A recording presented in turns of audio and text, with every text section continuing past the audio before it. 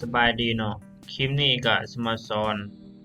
การล็อกโฟลเดอร์หรือใส่รหัสโฟลเดอร์นั่นเองเนาะก็ขั้นตอนง่ายๆเนาะก่อนอื่นก็ให้ทุกคนเลือกไฟล์ที่เราต้องการล็อกในที่นี้สมมุติว่าเราต้องการล็อกไฟล์ตัวนี้หรือใส่รหัสไฟล์โฟลเดอร์ตัวนี้ตัว ep ตัวนี้ขั้นตอนก็บ่ได้ยุ่งยากก็ให้ทุกคนคลิกขวาที่เมาส์หลังจากนั้นให้เลือกเอาตัวนี้ add to archive ตัวมิดเลยตัวไอคอนวิลลาตัวนี้สภาพบัตรหนึ่งหลังจากนั้นจะสังเกตเห็น set password อยู่นี่ก็ให้ทุกคนคลิกใส่นี้บัตรหนึ่งในหน้านี้ก็ให้เราใส่รหัสที่เราต้องการในที่นี้สมมุติค่อยสิใส่1 2 3 4 5 6 7จากใส่แล้วก็ให้ทุกคนคลิกติ๊กใช่นี้บนไอคอนตัวนี้บัตรหนึ่งหลังจากนั้นคลิกปุ่มโอเค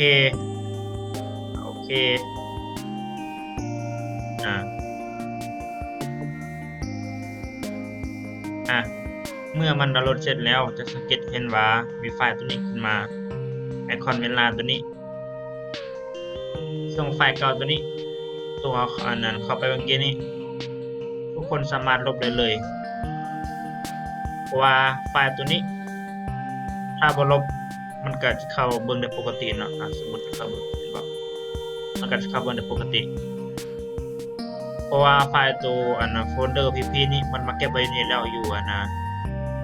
ตัวนี้ลบได้เลยเนาะลบทิม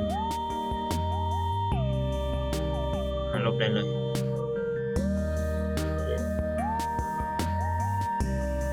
ในที่นี้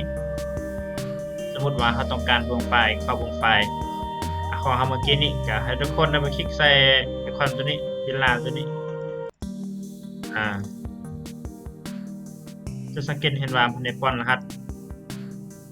ถ้าบ่ป้อนรหัสมันก็จะเข้าบ่ได้เนาะมันล็อกอันนั้นอยู่ก็ให้ทุกคนป้อนรหัสตัวใส่ไปเมื่อกี้นี้1 2 3 4 1 2 3 4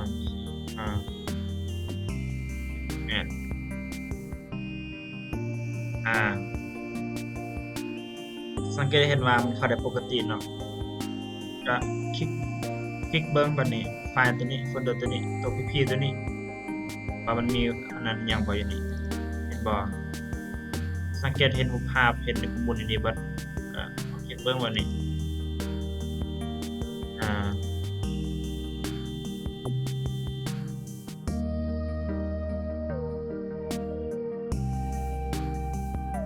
ในที่นี้สมมุติว่าเราต้องการผู้ไฟล์ที่เราลบไปเมื่อกี้นี้กลับมาก็วิธีง่ายๆก็คลิกแค่นี้คลิกใส่โฟลเดอร์ pp ตัวนี้แล้วก็คลิกใส่อันนั้นตัวนี้ extract to อันนี้อันนึงบนนี้มาถามว่าต้องการเก็บไปใส่ในนี้ค่อยสิบ่เปลี่ยนแปลงนะเพราะว่าค่อยสิให้มันไปเก็บไว้หม้องเก่าบนเมื่อกี้นี้ก็ให้คลิกโอเค